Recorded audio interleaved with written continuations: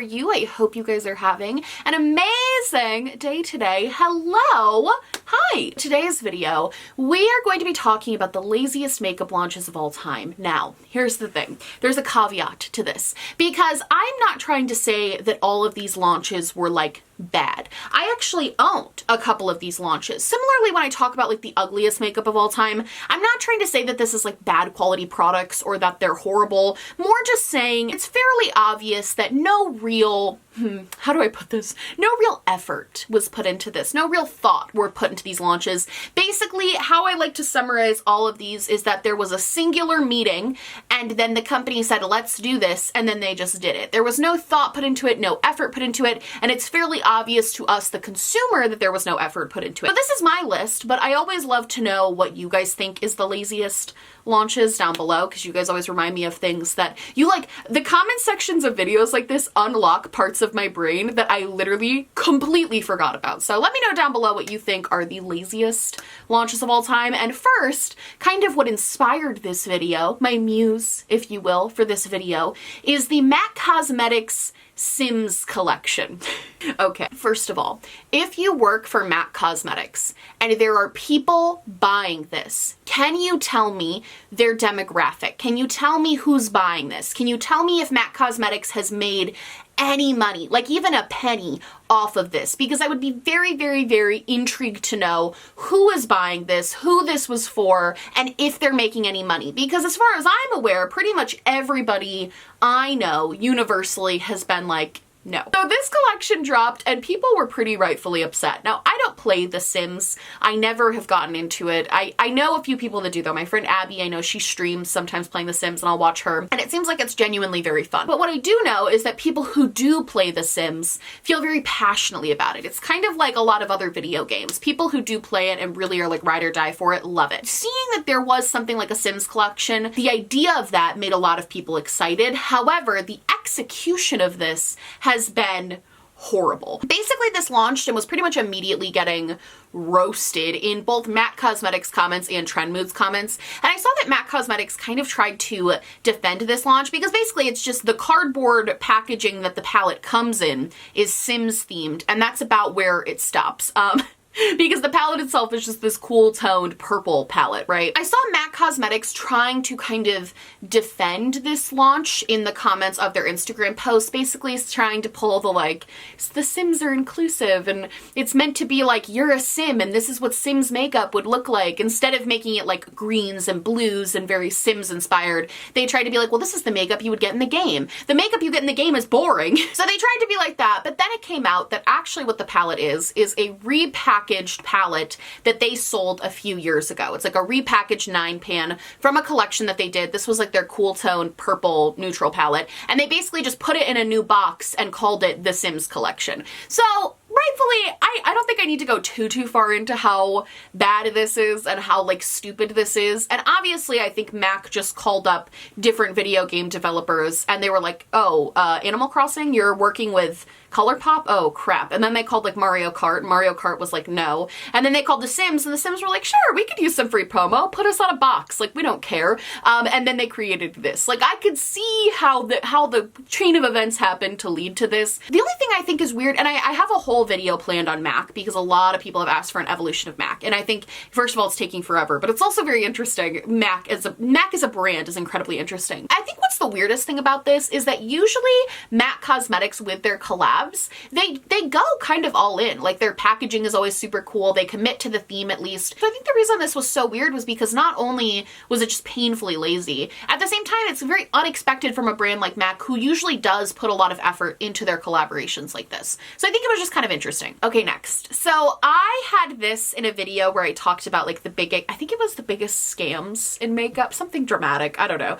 But looking back, I don't know if it's definitely both. Like this product was definitely both both a gimmick and very lazy, in the sense that I think they just had one meeting and said, okay, let's do it, and then they did it. And that is the James Charles mini palette. I have said from the get that I felt like this launch was very strange. And my biggest reason for saying that is because the original James Charles palette, I genuinely believe, a lot of times when influencers say they put a lot of effort into products, like, I do not believe them. I genuinely believe that James Charles put like a ton of effort into this original palette. Like, love him or hate him, I do think that that palette had a lot of thought put into it. I think he genuinely thinks it's like the best palette ever created. I really think he thinks that because he uses it in like every video. So say what you will about James and that palette, he at least poured his heart into that and genuinely loves that palette. So I think that's why I was so kind of caught off guard by something like this, where it's just the same palette in mini form with like a mirror. What caught me off guard about this was that they made such a big deal about it. Like, this was launched as like the 1-year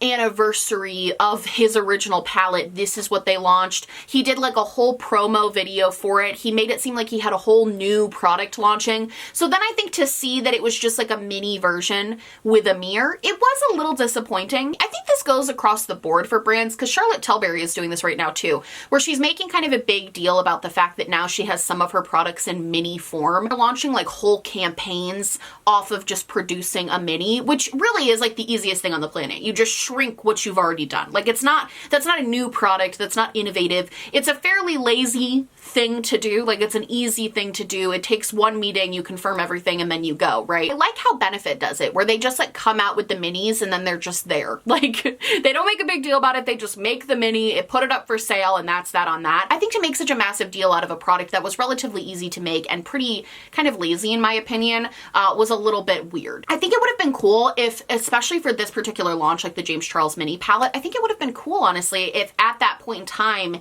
he had come out with like a whole James Charles collection with Morphe with the mini palette. Like, if it was the mini palette, but also you could buy like a few blushes, or also you could buy like a bundle that buy all of these like things that went with him. I think just that would have shown that there was at least a little bit more thought and effort put into it, and it wouldn't feel as lazy as it felt. I also think with the James Charles palette, it's kind of weird just because that first palette had so much heart and thought put into it, to then go from that to like this type of thing was just a little bit strange. Okay, next. This palette faced. I am not talking about this palette when I'm talking about this. I am talking about this pumpkin spice palette. Now, they came out with this before they came out with their tin pumpkin spice palette. And the tin's pumpkin spice palette, I have to agree, like, effort was put in. Like, they tried, you know, they tried it. This pumpkin spice palette, however, I believe was a disrespect to me personally. I was personally victimized by this pumpkin spice palette. I cannot believe how, first of all, this was a part of their pumpkin spice and everything nice, whatever. They launched it with like QVC. I don't even think you could buy it in Ulta or Sephora. I think it was purely like on their website in QVC. They picked the absolute easiest thing to get right. Like, a pumpkin spice theme could have been huge. People would have gone bananas over this palette done well. But they decided to put some pick art of a coffee cup, slap their logo on it, and then pick the most dull, boring, and non-pumpkin themed colors I have ever seen. There's a couple of oranges in here, to their credit, but the fact that they don't have like a coffee color brown, they don't have a shade named like cold brew. Even look at the shade names to show how lazy this is. Daydreamer. What the fuck does that have to do with pumpkin spice? Daydreamer? My favorite one is Nooks and Cranberries. I'm sorry, is this the cranberry spice palette or the pumpkin spice palette? I am confused. Oh my god, cinnamon spice. It's the pumpkin spice palette. Pick what you're doing. All of this screams laziness to me. Like, the colors they picked, the packaging, Too Faced could have knocked this out of the park. Like, truly. There are so many people that would have loved to buy they proved that. Too Faced, like, collections that they do, sometimes they're holiday or their limited edition collections, just scream procrastination. You know how every time there's like class presentations, there's that one group that does everything the night before, and sometimes it's obvious, sometimes it's not, but usually it's pretty obvious. The one group that just like puts text on a slide, like a paragraph of text, and that's their slide, and they just read off of that because they did it so last minute. That's what every limited edition launch from Too Faced feels like. It just screams, we did this last minute, this is all we have for you, please buy it. That's all it is. I remember when that came out just being so disappointed because I had been wanting fall launches so badly. Like, I hate how makeup brands always skip over fall because to me there's so much inspiration in fall for makeup and like wanting a palette like that, a palette themed like that, and then they just dropped the ball. Ugh, so bad. Okay, the next thing that I want to talk about is the Morphe 3502. Okay. Now the 3503 I think also falls in this category. The 350 was like such a hyped up palette. It was so popular on YouTube.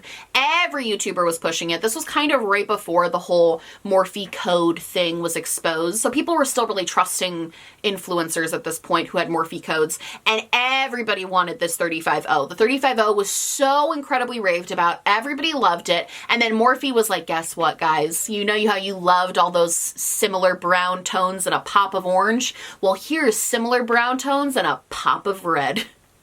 And then they were like, and guess what? Here's the third one with a pop of green. Like, that's how they literally went about that. Those repeats were so ridiculous because literally those 350, first of all, the 350 in general was pretty lazy. Most of Morphe's original, well, because they were private labeled, but they were pretty lazy, okay? They weren't great. But the 350 in general was already kind of a boring neutral palette. To then make two palettes that go along with it that have these same shades of brown, the same neutrals, the same exact colors, except you've changed what the pop of color is. Instead of being orange, it's red. Instead of red, it's green. Screams laziness. They just wanted to capitalize on the fact that so many people were raving about the 350. They wanted to capitalize on their most popular product. And a lot of makeup brands do this, like the Urban Decay Naked would be a great example of a brand taking popularity and like trying to expand it across multiple products. However, at least with the Naked palette, they change up the theme, they change up the color story, they change everything up. With Morphe, they literally gave you the same exact palette basically, except here is a pop of red instead. So you're buying, if you bought all three of those, you literally bought all of the same shades, except now you also have a red and a green. And Morphe was telling you that was ingenious. When in reality, again, just laziness. Okay, next. I have like a little bit of a personal problem and like vendetta against this whole thing, and it's been a few years, and I know you're like, Hannah, let it go. No, I won't. I won't let it go. Huda Beauty basically launched her rose gold palette, which had the textured shades in it, which looking back, those were not very good. But at the time, it was such a hyped up palette. Every influencer had it. I saw it all over my Instagram feed, so much so that I had so much FOMO around it that I wanted it really bad. And then Huda announced that she was going to be discontinuing this palette. And I was like, oh my God, I have to get it if it's going to be discontinued. So I don't want to get into the whole story, but if you were around when I had like 1,000 subscribers, you remember me talking about this because I had to go through so much to get this freaking palette because I thought it was going to be discontinued, right? And so then she waits like 3 months and then she goes, guys, I actually just remastered my original palette and am now coming out with it in a new formula and it's different now. Here you go. Here's the same palette except with a better formula. Even though I just told all of you that it was going to be discontinued, so you all went out and bought the bad formula, the formula that I'm telling you now is trash. That's the one that you all just bought, and now that one's gone and we're going to be giving you this one. Now here's the thing. She wasn't wrong, okay? She wasn't wrong that the original formula was not the best and that the newer formula was better, okay? She wasn't wrong. However, I think that releasing a second palette that is just a better version of the first one means that the first one was probably kind of a lazy launch, right? Like, you only do that if you didn't put a lot of effort into your first launch because you didn't think that it would do that well. So then when it blew up, you wanted people to have better quality and have a better experience with your brand, so you made this new one. So that means that the very first rose gold palette was the lazy launch. Like, that was the one that was lazy, and the second launch was just tricky. Why were you hyping up and trying to sell out this old palette if that was the bad one? If you were gonna come out like a month later and say that this palette was bad, so we're giving you this new one that's actually good. Why not just recall the bad palette? Or just say, hey, this one is gonna be discontinued discontinued, but I'm going to be coming out with the same one, so don't freak out and feel like you have to buy it. I know that that maybe wouldn't have made her the most money, but I think it would have been the more ethical decision. And I also feel like that's just kind of lazy, tricky marketing, you know? To say that something's going to be going away and then coming out with the same exact thing but better is just kind of trickiness.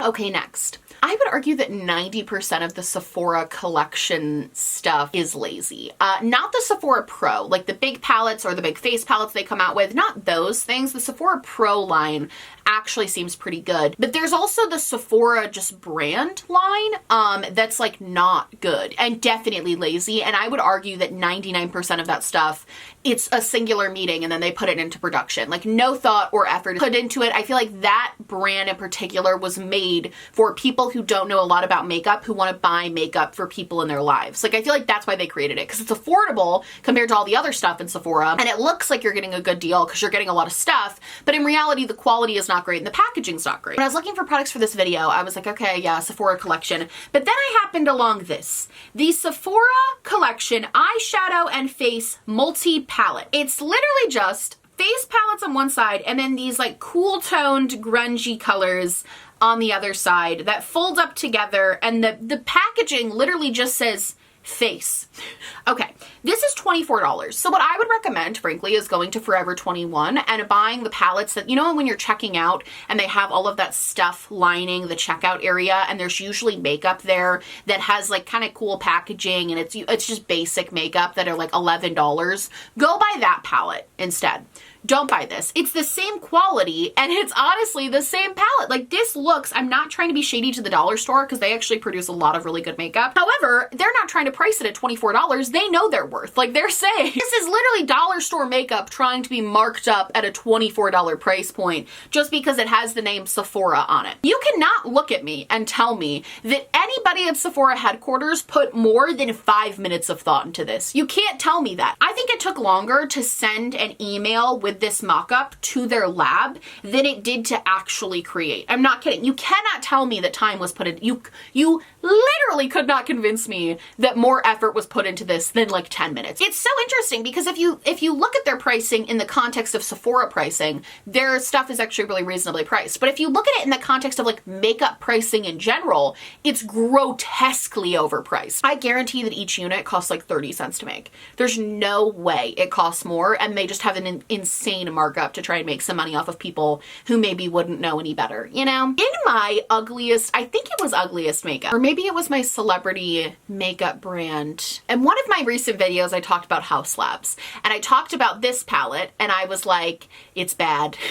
I expected more from Lady Gaga's first eyeshadow palette from her brand. And all of you were like, oh, Hannah, if you think that's bad, you should see what she actually put out as her first makeup palette. Because I guess she put out eyeshadow palettes before this one. And this is what they look like. Again, I hate to be so repetitive. You cannot tell me that Lady Gaga had anything to do with this. I will not believe that the woman who showed looks like this had anything to do with the creation of this.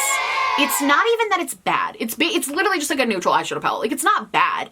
It is boring and no effort was put into it. No effort was put into the color story. No effort was put into the packaging. They said, we're gonna do a neutral palette and we're gonna put it in the most basic, cheap packaging of all time, and we're gonna slap Lady Gaga's name on it, and we're gonna hope that it sells. And that is what this was. It is so nutty to me that Lady Gaga's brand, because she's like easily one of the most interesting people in the music industry. I've watched a bunch of documentaries about her. Like, she's fascinating as a person. It is so sad to me that whoever she put in charge to run her brand is just absolutely tanking it. Like, this is nowhere near a reflection of who she is as a person, and it really feels like there's just no effort put into this. At least with the stupid, I think it was a Stupid Love palette, at least that one had at least some effort. Like, at least they tried with some shiny packaging and they did the pop of blue. Like, at least they were giving me something to work with. This, again, it feels like something you could buy at a dollar store, but they're marking it up to this crazy price point for no reason. Okay, next. This is a brand I actually never really hear anybody talking about anymore, but Ciate came out with a Miss Piggy collection. And again, kind of similar to MAC and The Sims. This is a collection, particularly the face palette. This is a collection that could have been done so well. Like, this is a collection that they could have made so cute. The Miss Piggy theme is adorable. Like, they really could have done a lot with this. It's an iconic character. People love her. Like, everybody knows who Miss Piggy is. Like, I feel like this could have been so iconic and so well done, but instead of putting the effort into it that would have made it this awesome collaboration, they just slapped Miss Piggy's face on the front and then made a face palette that looks like every other face palette they have ever made. I actually wouldn't be surprised to hear that this was like repackaged old Ciate makeup, because again, it looks like everything they've ever put out. There's no, like, they could have done hot pinks, even with a face palette, hot pinks, bright pinks, like a really, really deep sort of like pink color. Like, it could have been so monochromatic and beautiful. They could have done cream blushes because Miss Piggy has like these really bright cheeks. They could have done creams. They could have had the names be super interesting. They could have had all this artwork done on it. And instead, they just took a picture of her that already existed and slapped it on the palette. These brands, I feel like they don't get, because maybe it's because I've worked with indie brands and I've talked to a few indie brand owners, and I know how difficult it would be to get the licensing on something like that, to be able to use inspiration from pop culture to like create art around, basically. Like, it's a difficult thing to do. And I feel like these bigger brands don't realize how lucky they are that they get to use the literal pop culture icons, iconic books and TV shows and video games and movies. Like, they get to use all of that as inspiration, and they just do it as throwaway makeup. Something like The Sims could have been the coolest eyeshadow palette. Something like a Miss Piggy face palette could have been amazing, and they chose to make it lazy and tried to rely on a built-in audience for what the collab was based around, instead of making this amazing art that it could have been. And I think that's what's so disappointing. That's a luxury that they get to have that they just throw away, when I know 50 indie brands that would kill to do a Miss Piggy inspired whatever and make it this like beautiful, amazing, interesting thing. So I think that's my biggest problem as well with brands like this. They just do throwaways. They don't realize how lucky they are that they get to pull from that inspiration. Finally, and it had to be from Tarte, the Tarte Fall Feels Eye and Cheek Palette. Tarte was like, what do people like in the fall? They like flannel. Let's put flannel on the eyeshadow palette, but not just any flannel. What is our consumer base like? Pink. Let's put pink flannel on an eyeshadow palette and then make it the most boring colors that don't relate to fall at all, and then put a very light blush that will only work for white skin tones in the center, and call it the Fall Feels.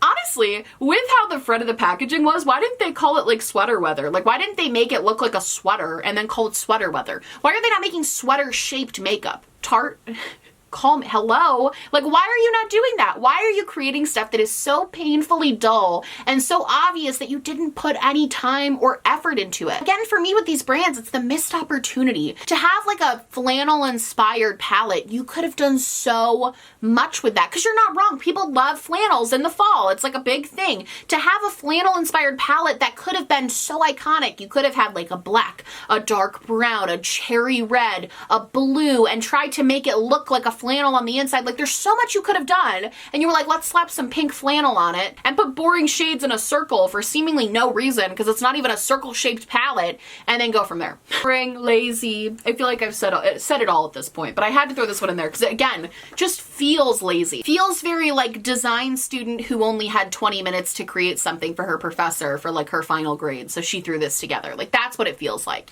Anyway. Love you guys so much. I hope you liked this video. I hope it was interesting. I really am genuinely interested to know like what is on your list of lazy launches, because I had found some goodies in this one, but I'm curious to know what you guys think. I love you guys so much. I hope you liked this video. If you did, please like and subscribe, or just subscribe, or do neither. Honestly, just so happy you're watching me. Thank you so much for being here. My merch, my social media, and everything I am wearing on my face will be linked down below, along with my little social justice spotlight that you can check out to stay informed and stay involved. I love you guys so much, and I will see you in the next one. Bye!